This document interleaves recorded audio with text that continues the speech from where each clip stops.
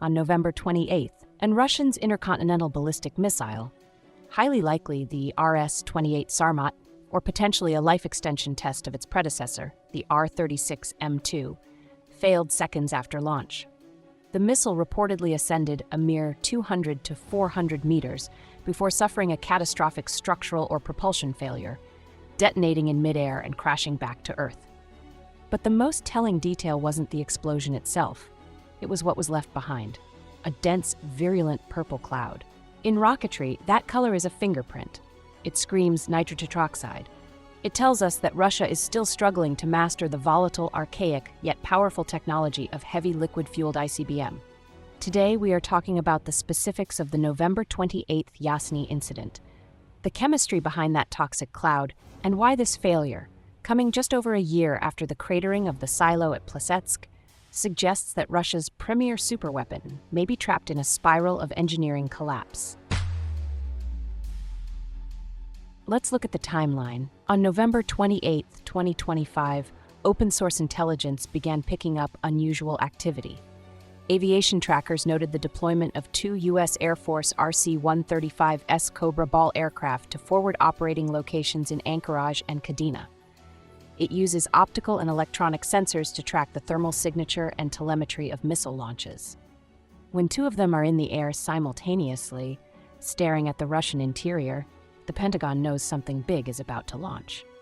They were watching Yasny. Unlike the Plesetsk Cosmodrome in the north, which is primarily a test center, Yasny is home to the 13th Rocket Division of the Strategic Missile Forces. It is an operational base that also conducts satellite launches. Testing here implies one of 2 things. Either the Plesetsk infrastructure is still too damaged from the September 2024 explosion to support a heavy missile launch, or the Russians were attempting a from-the-regiment test, simulating a launch from an operational combat unit to prove readiness. If it was the latter, the result was a disaster. Eyewitness footage from the Orenburg region captured the launch. The missile exited the silo. This is a critical distinction from the 2024 failure, where the missile reportedly detonated inside the tube. This time, the cold launch mortar system worked. The gas generator ejected the 200-ton missile into the air. The first-stage engines, the massive PDU-99 liquid-fueled engines, ignited. And then chaos. At an altitude of roughly 300 meters, mere seconds into the flight, the vehicle lost integrity. A detonation occurred, followed by the crash. This mid-launch failure profile is arguably worse than a silo explosion. A silo explosion can be blamed on ground support equipment or a fuel leak prior to launch. A mid-air failure seconds after ignition points to the missile itself. Guidance loss, turbopump disintegration, or structural failure under aerodynamic load. Let's talk about that purple cloud. Modern solid fuel missiles, like the American Minuteman III or the Russian Yars, produce a white or gray smoke trail. It's relatively stable. But Russia's heavy ICBM, the R-36M2 Voyvoda and its replacement, the RS-28 Sarmat, are liquid-fueled monsters. They use a hypergolic propellant mix. The fuel is unsymmetrical dimethylhydrazine, often called heptyl by Russian rocketeers. The oxidizer is nitrogen tetroxide, or amyl. When nitrogen tetroxide is released into the atmosphere and exposed to air, it boils into a reddish-purple gas. It is violently toxic. We are talking about a substance where a few parts per million can cause pulmonary edema and death. The cloud seen over Yasny confirms that hundreds of tons of this toxic sludge were atomized over the launch site. Why does Russia accept this risk? Why use toxic, corrosive liquid fuel in 2025? It comes down to physics. Liquid fuel provides a higher specific impulse and allows for throttling of the engines. But more importantly, it allows for a massive throw weight. The RS-28 Sarmat is designed to lift a payload of 10 tons. It needs that capacity to carry the avant-garde hypersonic glide vehicles or a massive bus of 10 to 15 independent nuclear warheads, along with heavy decoys. The U.S. moved away from liquid-fueled ICBM decades ago because they are dangerous to maintain and handle. Russia kept them because they prioritize payload mass over safety. But the November 28th explosion demonstrates the cost of that choice. Handling hypergolics requires precision plumbing, perfect welds, and flawless turbopumps. If you are rushing production, If your quality control is suffering due to sanctions or brain drain, liquid fuel rockets are unforgiving. They don't just fail, they poison the Earth when they die. We cannot view the November 28, 2025 failure in isolation. We must contextualize it with the event of September 21, 2024. 14 months ago at the Plesetsk Cosmodrome, a Sarmat missile exploded in its silo. Satellite imagery from Maxar showed a massive crater where the silo used to be. That was a Type 1 failure to launch. Now, at Yasny, we have a Type 2 failure of powered flight. This is a devastating pattern for the manufacturer, the Makeyev Rocket Design Bureau.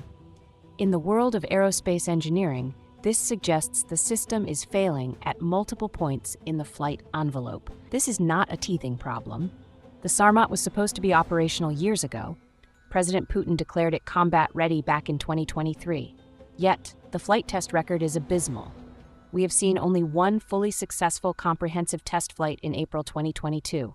Since then, the record is a litany of cancellations, delays, and now 2 high-profile explosions.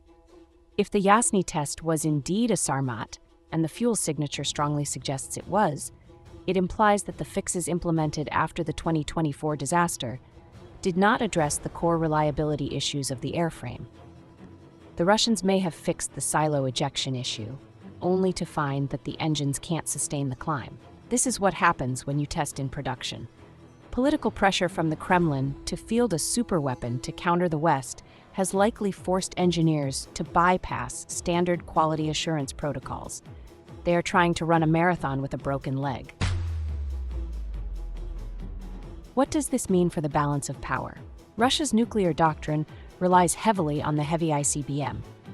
The current workhorse, the R-36 M2 Voyevoda, was built in the 1980s. These missiles are ancient. Their service life has been extended repeatedly, far beyond their original design limits. The liquid fuel tanks in those deployed missiles are corrosive. They cannot sit in silos forever without leaking or degrading. The RS-28 Sarmat was the mandatory replacement. It wasn't a luxury. It was a necessity to replace the rotting Voyevodas. The failure on November 28th creates a terrifying capability gap for Moscow. This forces Russia to rely more heavily on its lighter, solid-fuel missiles like the Yars and Topol-M. These are reliable, yes, but they lack the heavy throw weight to carry the new exotic payloads like the Avangard hypersonic gliders in significant numbers. The invincible weapons Putin boasted about in 2018 need a heavy truck to get them to space. Right now, the truck is broken.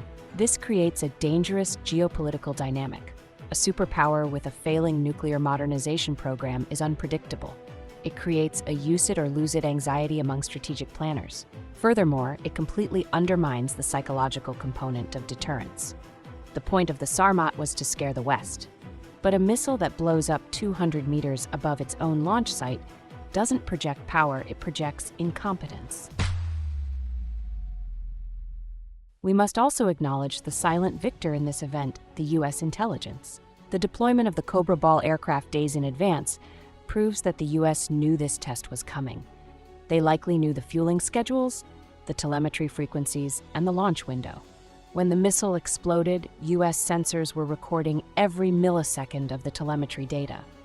They know exactly what failed. They saw the heat bloom of the explosion. They intercepted the terminate flight signals, if any were sent. This transparency strips away the Kremlin's ability to spin the narrative. Russia has remained silent on the November 28th incident, refusing to comment, but they cannot hide a purple cloud or a debris field from satellite sensors. The silence from Moscow is deafening, but the data collected by the RC-135 speaks volumes. The explosion at Yasny is a tactical failure with strategic consequences. It confirms that the RS-28 Sarmat program is in deep trouble. The transition from the Soviet-era heavy missiles to the new generation is not going smoothly. This reinforces a crucial lesson. Rocket science does not care about propaganda. You can release all the CGI videos you want and make all the threats you want, but if your metallurgy is flawed, or your turbopumps are unbalanced, or your fuel is impure, gravity will win every time.